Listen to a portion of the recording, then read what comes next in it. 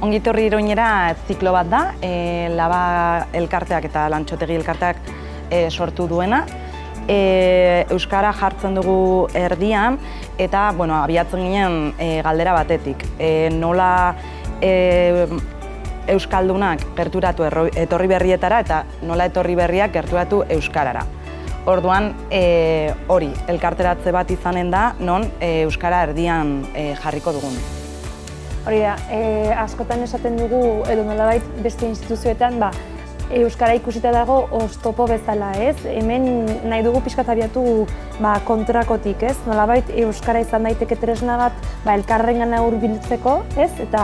Eta ez banatzen gaitun tresna bat gisa. Orduan, Euskara bai da ardatza, Arantzak esan duen bezala, baina baita ere kontuan hartzen dugu kanpotik datorren jendeak baduela beste amahizkuntz bat, eta amahizkuntz guzti horiek erabiltzen ditugu baita ere elkartzeko eta kulturen arteko trukaketa bat.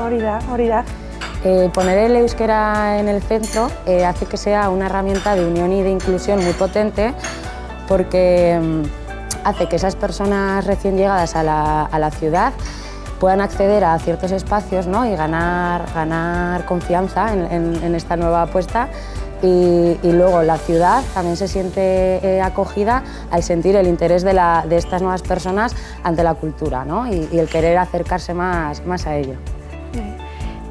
Zikloaren gakoetako bat konpromisoa da, parte hartzaileek konpromisoa hartzen dute zikloko saio guztietara etortzeko, eta honek aukera ematen digun talde egonkor bat sortzeko, eta horrela elkarrezagutzak eskatzen duen denbora hori eskaintzen ahal diogu.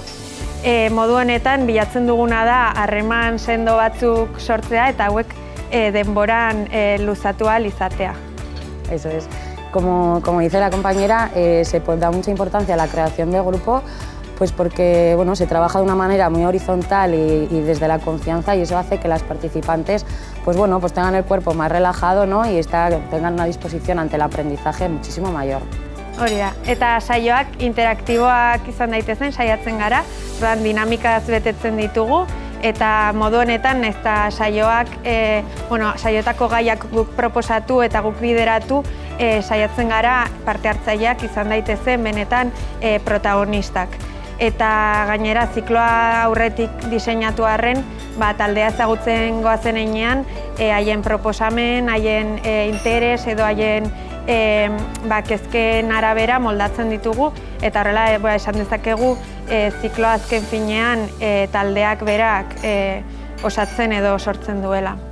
Arantzak askotan erabiltzen du Nelson Mandelaren kontzeptu bat, nola dio? Pertsona bati ulertzen duen hizkuntza batean hitz egiten diozunean, hitzak bere burura joaten dira. Baina badakien hizkuntza batean, hitz egiten duen hizkuntza batean hitz egiten diozunean, aldiz hitzak bihotzera doaz.